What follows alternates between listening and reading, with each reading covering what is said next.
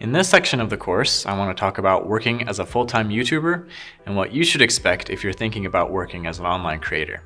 The first thing to keep in mind is that you have to be prepared to not make any money off of it for a year, maybe 2 years, maybe 3 years.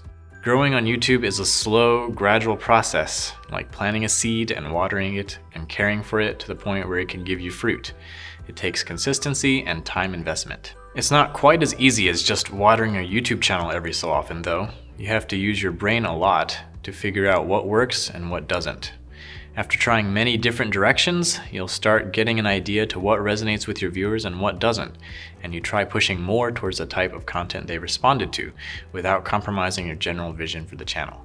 I definitely took the unconventional route of spending an entire year on each one of my first videos, and then just hoping that they go viral. But that's a pretty risky path for success, especially since the internet is much more saturated than it was back then. If you want to become an animator on YouTube, focus on your storytelling, not your animation quality. Improving your animation quality is always great, but what engages people is the story that you're telling. A very popular type of animator on YouTube is what's known as a storytime animator.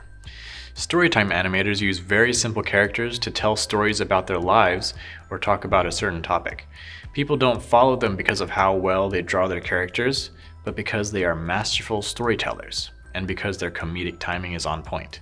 This is why I still use stick figures instead of complex characters, because a stick figure is all you need to tell a story and convey emotion. Focus on telling stories, not on polishing your characters, and you will have a much easier time engaging your audience, as well as getting the animations done at a reasonable rate. There are two main factors when it comes to the success of your YouTube videos: getting people to watch your video and then keeping them from clicking away once they start watching. We'll go over both of these factors in a minute, but first let's talk about why they are so important. YouTube's algorithm is based on two key factors: click-through rate, or CTR, and average view duration, or AVD. YouTube wants to keep people on its platform for as long as possible, so it will promote videos that keep people watching for a long time. Your video's likelihood of being suggested to new viewers is dependent on both a high CTR and high AVD, which basically means getting people to click your videos, CTR, and not click away from your videos, AVD. So how do we do that? To get people to watch your video, you first need to get them to click on it. That means focusing on a compelling title and an attractive thumbnail. Pick a topic that you know people are interested in. A good example from one of my videos is animation versus Pokemon.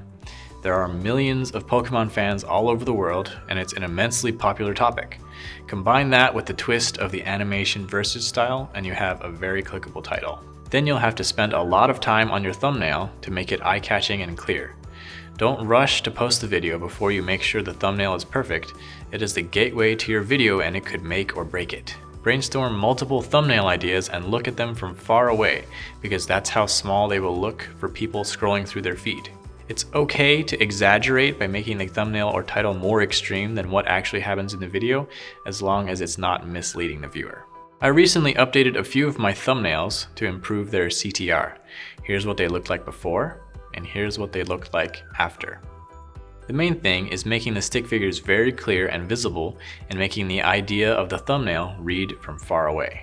The second part is keeping people from clicking away once they've clicked on your video.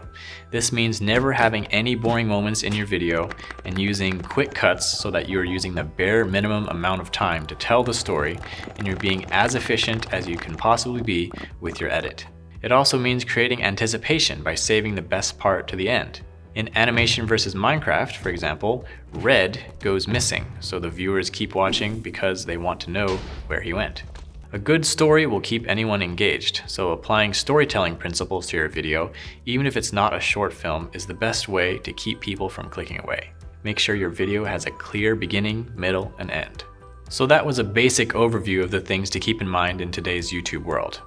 Of course, these things change all the time, so it's important to stay tuned to the latest updates in YouTube's system, though the concept of keeping your audience engaged will likely always be a key factor in your success as a YouTube creator in general. So as long as you create content around topics people are into and present it in an engaging way, you'll set yourself up for success. In the next lessons, I'll talk about the ways to make money as a creator.